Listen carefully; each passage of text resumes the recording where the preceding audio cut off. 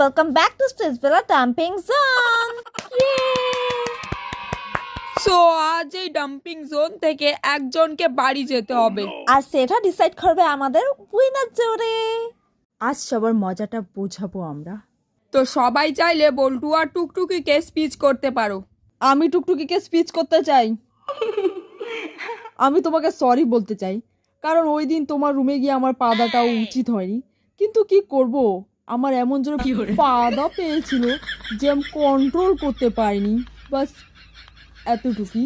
ওকে, আমি স্পিচ করতে চাই বল্টুকে।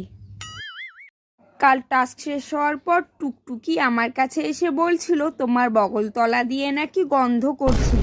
হোয়াট? আমি কখন বললাম? তুমি বলেছিলে টুকটুকি, আমি মিথ্যে বলছি না।